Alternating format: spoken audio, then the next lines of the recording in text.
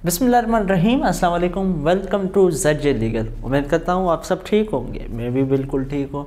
तो आज जो कॉन्ट्रैक्ट एक्ट में हम टॉपिक देख रहे हैं वो है by whom contracts must be performed, जो कि डिस्कस्ड है सेक्शन 40 से लेके 45 तक। ये 6 सेक्शंस आज के इस लेक्चर में हम देखेंगे, जिसमें हम ये समझेंगे कि कॉन्ट्रैक्ट्स किसने परफॉर्म करने हैं। तो चलिए स्टार्ट कर लेते हैं भाई।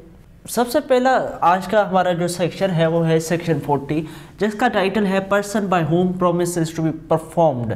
अब यूजुअली अगर ऐसा कोई प्रॉमिस है जिसमें कोई पर्सनल स्किल नहीं है, जिसमें कोई पार्टीज़ की इंटेंशन नहीं है कि प्रोमिसर ने पर्सनली उसको परफॉर्म करना है, तो वो जनरली प्रोमिसर या उसका कोई एजेंट वगैरह जो है वो कॉम्पिटेंट बंदे को हायर कर सकते हैं उस प्रॉमिस की परफॉर्मेंस के लिए। अदरवाइज़ अगर वो पर्सनल स्किल्स पे बेस्ड है या फिर ये इंटेंशन है पार्टीज़ की के प्रोमिसर जो है वो बजाते खुद परफॉर्म करे उस प्रॉमिस को, तो वो फिर प्रोमिसर ने ही परफॉर्म करनी है। जैसा कि यहाँ पे लिखा हुआ है, मैंने एजेंट कहा, असल में रिप्रेजेंटेटिव। एजेंट और चीज़ है कॉन्ट्रैक्ट में। If it appears from the nature of the case that it was the intention of the parties to any contract that any promise contained in it should be performed by promiser himself, such promise must be performed by the promiser। अब parties की intention ये है कि ये जो promiser है इसने personally perform करना है इस प्रॉमिस को, तो वो तो फिर पर्सनली परफॉर्म करना पड़ेगा। Otherwise in other cases the promisor or his representative may employ a competent person to perform it. Other cases में कोई भी कॉम्पिटेंट जो बंदा है वो उसको परफॉर्म कर सकता है। जैसा कि अगर फॉर सपोज कोई पेंटिंग वगैरह करनी है, अब पेंटिंग वगैरह करनी है, ये बेस्ड है पर्सनल स्किल्स पे, तो फिर वो प्रोमिसर ने पर्सनली परफॉर्म करना होगा। लेकिन कोई चीज़ डिलीवर करनी है, अब डिलीवर करना लाजमी नहीं है कि वो बजाते खुद करे। अगर ऐसा कोई बात नहीं है तो डिलीवरी वो किसी और बंदे के थ्रू भी करवा सकता है। ठीक, अब यहाँ पे मेरे ख्याल में एक जो है वो इलस्ट्रेशन भी है। बी इलस्ट्रेशन अगर आप देख लें तो यहाँ पे लिखा हुआ है A promises to paint a picture for B. अब पेंटिंग की मैंने मिसाल दी, ये यहाँ पे भी लिखी हुई है कि A must perform this promise personally. क्यों? क्योंकि पेंटिंग जो है वो पर्सनल स्किल्स पे के बुनियाद पे है, तो पर्सनल स्किल्स वाले जो है वो बजाते खुद ही करने होते हैं। और सपोज़ मैं वकील हूँ और मुझे कोई केस देता है कि मेरे उसके बिहाफ पे मैं केस लड़ूँ, अब मुझे जो है वो पर्सनली पर केस लड़ना होगा, मैं किसी और को हायर नहीं कर सकता, भले कॉम्पिटेंट हो, लेकिन क्योंकि ये पर्सनल स्किल्स पे है और वो फिर मुझे बजाते खुद ही करना पड़ेगा। अब हमारे पास जो सेक्शन है सेक्शन 41। अब ये सेक्शन कहता है कि effect of accepting performance from third person. कोई ऐसा प्रॉमिस है, हमने बात क्या की कि अगर पर्सनल स्किल्स के बुनियाद पे है या ये इंटेंशन है पार्टीज़ की कि पर्सनली वो परफॉर्म करे प्रोमिसर, तो फिर उसने पर्सनली परफॉर्म करना है। लेकिन इसी सूरत हाल में देखें, प्रोमिसर ने अगर फॉर सपोज ये सर्कमस्टेंसेस हैं कि प्रोमिसर ने पर्सनली परफॉर्म करना है, लेकिन प्रोमिसर जो है किसी और थर्ड पर्सन के से वो परफॉर्मेंस करवा देता है और जो प्रोमिसी है वो थर्ड पर्सन की परफॉर्मेंस को एक्सेप्ट भी कर लेता है, तो वो फिर प्रोमिसी जो है आफ्टरवर्ड्स वो प्रोमिस को जो है वो इन्फोर्स नहीं करा सकता अगेंस्ट द प्रोमिसर। जैसा कि यहाँ पे लिखा हुआ है, when a promisee accept performance of the promise from the third person he can't afterwards enforce it against the promisor. अगर वो एक्सेप्ट नहीं करता, थर्ड पर्सन इन्फोर्स करता है, मतलब कि परफॉर्म करता है, और प्रोमिसी जो है वो उसे एक्सेप्ट नहीं करता, तो फिर वो उस प्रॉमिस को इन्फोर्स करवा सकता है अगेंस्ट द प्रोमिसर। लेकिन अगर वो इन्फोर्स कर देता है, वो एक्सेप्ट कर देता है इसकी परफॉर्मेंस को, तो फिर वो इन्फोर्स नहीं कर सकता अगेंस्ट द प्रोमिसर। ठीक, यहाँ पे बात क्या है? बात यह है कि परफॉर्मेंस पर्सनली करनी थी, ये इंटेंशन थी पार्टीज की, लेकिन यहाँ पे हुआ क्या कि प्रोमिजी ने एक्सेप्ट कर लिया थर्ड पार्टी से, थर्ड पर्सन से परफॉर्मेंस।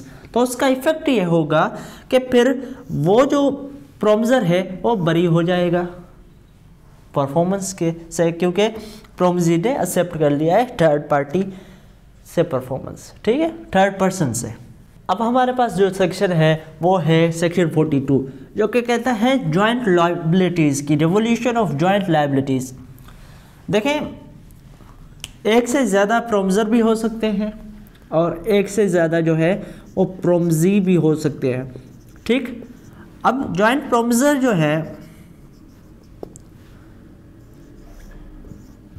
प्रोमिजर के ऊपर लायबिलिटी होती है प्रोमिस को परफॉर्म करने की, ठीक। अब एक से ज़्यादा प्रोमिजर हैं तो जॉइंट लायबिलिटीज़ उनके होंगे।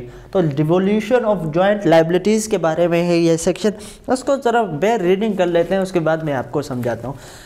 काइंडली गौर से सुनिएगा और अपने आपके पास अगर बुक है या PDF में है तो वहाँ पे देख के सुनिएगा। यहाँ लिखा हुआ है when two or more person have made a joint promise then unless a contrary intention appears by the contract। क्योंकि ये जो हम पढ़ रहे हैं ये जनरल लॉ है, लेकिन कॉन्ट्रैक्ट में कोई और चीज़ लिखी हुई है, कॉन्ट्रैक्ट में इसके बरक्स कोई चीज़ लिखी हुई है, तो कॉन्ट्रैक्ट सुपीरियर है अनलेस के कॉन्ट्रैक्ट जो है वो वाइड हो वगैरह, ठीक। ये जो रूल्स हैं ये जनरल रूल्स हैं। When two or more persons have made a joint promise, then unless a contrary intention appear by the contract, all such person, all such promisers during their joint lives and after the death of any of them, his representative jointly with the survivors कौन, जो कि promisers बचे हैं, or the survivors and after the death of last survivor the representative of all jointly must fulfill the promise। मैं आपको example देता हूँ। देखें, ये तीन जो हैं A, B और C, ये जॉइंटली प्रॉमिस कर लेते हैं, जॉइंटली कोई प्रॉमिस कर लेते हैं कि मुझे 10 लाख देने हैं किसी को वगैरह वगैरह, कोई भी प्रॉमिस है। परफॉर्म किसने करना है? परफॉर्म तीनों ने करना है अपनी ज़िंदगी में। लेकिन अगर एक ही डेथ हो जाती है तो एक का जो लीगल रिप्रेजेंटेटिव होगा, LR लीगल रिप्रेजेंटेटिव्स होंगे, वो इन जो सर्वाइवर्स हैं इनके साथ मिलकर वो परफॉर्म करेंगे प्रॉमिस को।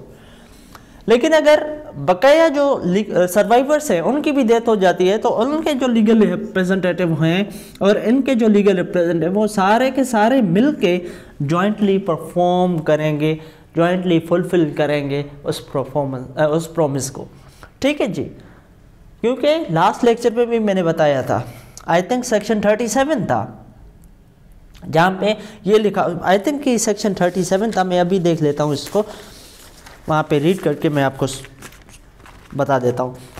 वहाँ पे क्या था? Promises bind representatives of the promiser in case of death of such promisers before performance unless a contrary intention appears from the contract, ठीक।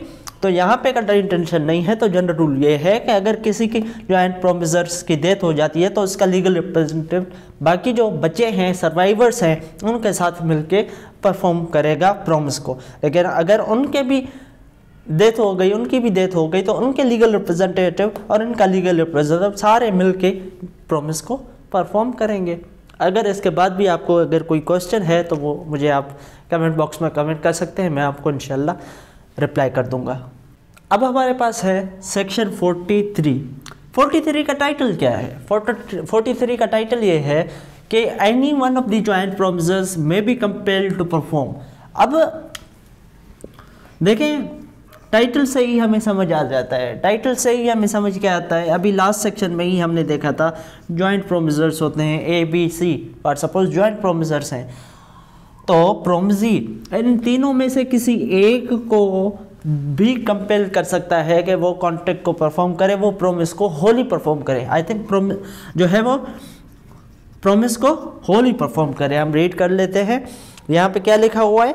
When two or more persons make a joint promise। अब इन्होंने joint promise कर दिया है कि वो जो ये जो 3 हैं ये 10,000 रुपये पे करेंगे किसको जी, डी को।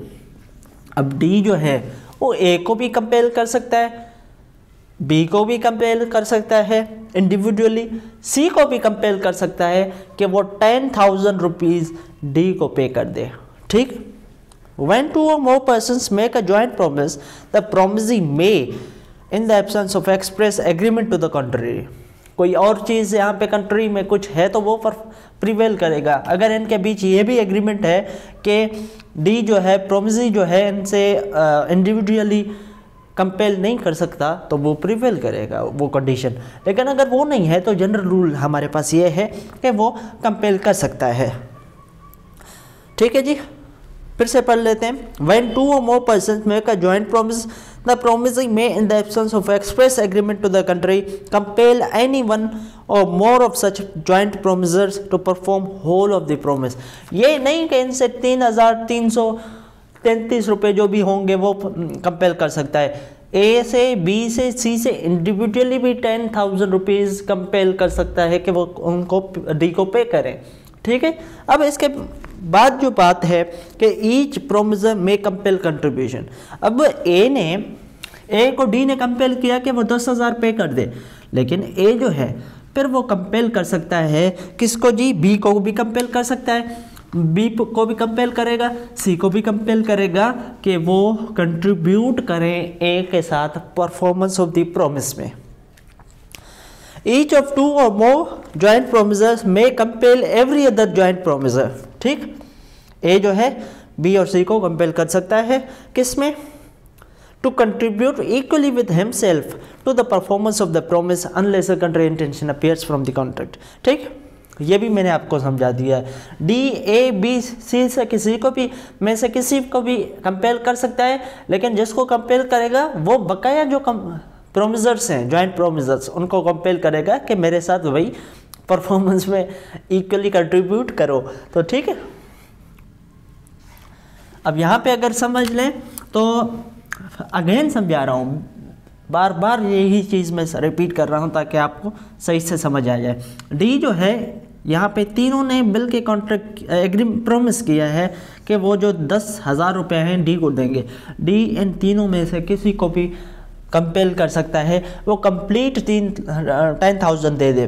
ठीक, ए को फॉर सपोज उसने कंपेल कर दिया, अब ए जो है बी और सी को कंपेल करेगा कि मेरे साथ जो है कंट्रीब्यूट करो परफॉर्मेंस ऑफ द प्रॉमिस में। ठीक, अब यहाँ पे जो बात आ रही है थर्ड, वो है sharing of loss by default in contribution. यहाँ पे क्या है, अब फॉर सपोज बी के पास पैसे ही 2,000 रुपये हैं। अब 2,000 रुपये ये हैं, अब 2,000 से ज़्यादा वो पे नहीं कर सकता। यहाँ पे आई थिंक 3,333 रुपीज़ कोई इंडिविजुअली आएंगे।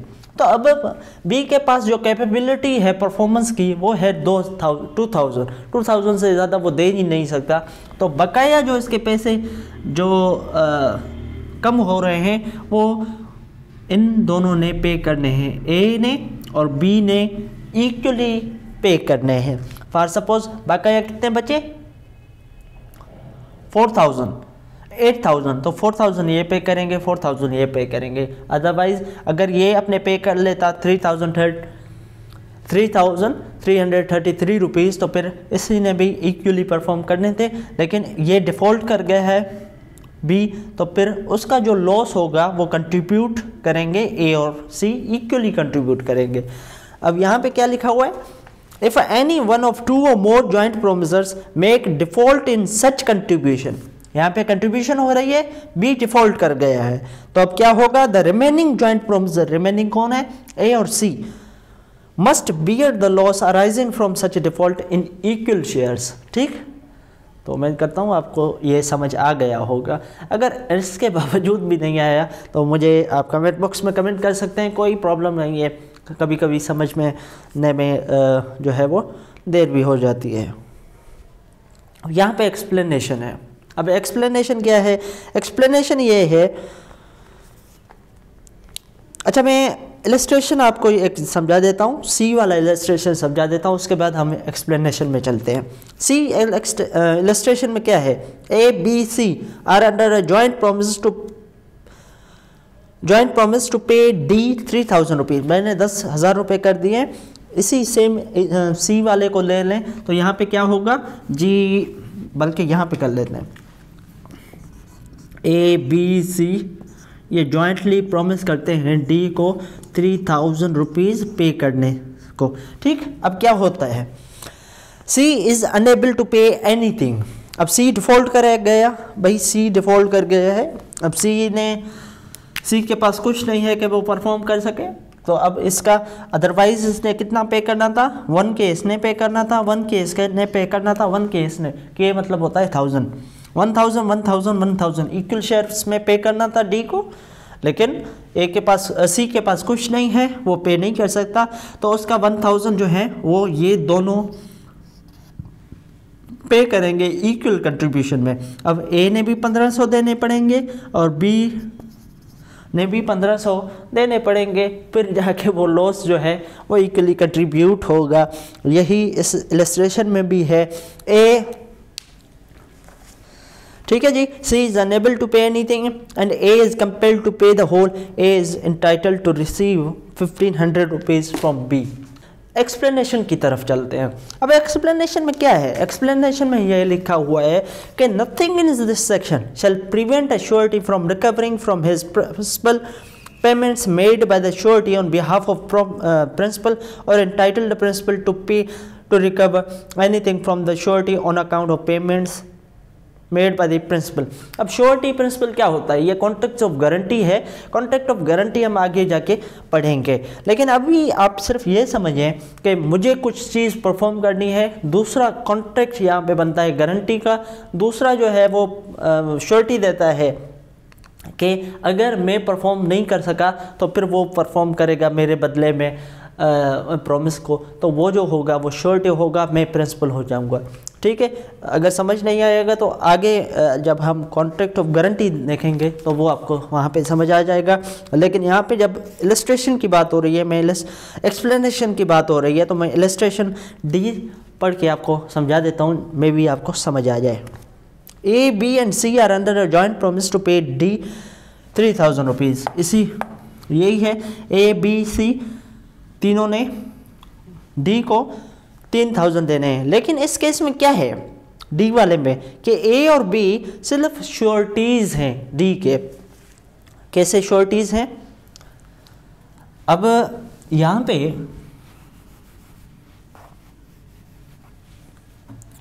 जॉइंट प्रॉमिस इन्होंने कर दिया है कि डी को वो 3000 देंगे, लेकिन ये जो हैं ए एंड बी जो है सिर्फ और सिर्फ श्योरिटीज़ है, पे सी ने करने हैं। अगर सी डिफॉल्ट कर गया तो फिर ए और बी पे करेंगे सी के बिहाफ पे। ठीक है जी, अब सी फेल्स टू पे, अब सी फेल कर गया है, डिफॉल्ट कर गया है। अब A and B are compelled to pay the whole sum, they are entitled to recover it from C. फिर वो जो है ए और बी जो है वो एंटाइटल्ड हैं से वो सी से रिकवर कर सकें। वहाँ पे जो हमने बात की कि डिफ़ॉल्ट कर जाएगा वगैरह वगैरह, उसमें डिफ़ॉल्ट रिकवरी की बात नहीं थी, यहाँ पे रिकवरी की बात है, क्योंकि ये जो ए एंड बी हैं ये सिर्फ और सिर्फ क्या थे, श्योरिटी हैं सी के, सी प्रिंसिपल है, तो यहाँ पे ये रिकवर कर सकते हैं। अब जैसा कि मैंने आपको बताया कि एक प्रॉमिस में ज़्यादा प्रोमिसर्स भी हो सकते हैं, उनको हम क्या कहते हैं, जॉइंट प्रोमिसर्स। अब प्रोमिसी किसी एक जॉइंट प्रोमिसर को रिलीज़ कर देता है, ए बी और सी ने परफॉर्मेंस करनी है, लेकिन प्रोमिसी जो है वो डी है यहाँ पे, वो जो है रिलीज़ कर देता है फॉर सपोज ए को कि वो परफॉर्मेंस कर सके। उसका इफेक्ट क्या पड़ेगा 44 इसके बारे में, effect of release of joint promisor. अब इसका इफेक्ट क्या पड़ेगा जी, when two or more persons have made a joint promise, a release of one of such joint promises by the promisee doesn't discharge the other joint promises। ठीक है जी, अब A D ने ए को release कर दिया है तो इससे बी और सी रिलीज़ नहीं होंगे, उनकी जो लाइबिलिटीज़ हैं वो अपनी जगह पे मौजूद हैं, उन्होंने परफॉर्मेंस देनी है। लेकिन यहाँ पे एक और चीज़ भी है, neither does it free the joint promisor so released from responsibility to the other joint promisor और प्रोमिसर। ए रिलीज हो चुका है लेकिन इसकी कुछ रेस्पॉन्सिबिलिटीज़ और लायबिलिटीज़ होंगे टूवर्ड्स बी एंड सी, वो अपनी जगह पे मौजूद होंगे, वो कोई लेंगे नहीं। अभी आज़ान हो रही है, उसके बाद कंटिन्यू करते हैं सेक्शन 45 जो कि हमारे लास्ट सेक्शन है। देखिए सेक्शन 42 में हमने बात की devolution of joint liabilities. Section 45 है डिवोल्यूशन ऑफ जॉइंट राइट्स के बारे में। अब एक से ज़्यादा प्रोमिसेस हैं। फॉर सपोज ए ने कॉन्ट्रैक्ट जो है प्रॉमिस किया है, अब ए ने प्रॉमिस कर दिया है कि वो कुछ पेमेंट करेगा, फॉर सपोज 10,000 पे करेगा बी और सी को जॉइंटली। तो अब ये दोनों जो हैं वो जॉइंटली परफॉर्मेंस ए से क्लेम कर सकते हैं। अगर ए की बी की डेथ हो जाती है तो बी के लीगल रिप्रेजेंटेटिव्स सी के साथ मिलके परफॉर्मेंस क्लेम कर सकते हैं। अगर सी की भी डेथ हो जाती है और बी की भी डेथ हो जाती है कि दोनों के लीगल रिप्रेजेंटेटिव्स मिलके जॉइंटली ए से परफॉर्मेंस क्लेम कर सकते हैं। यही है सेक्शन 45 में।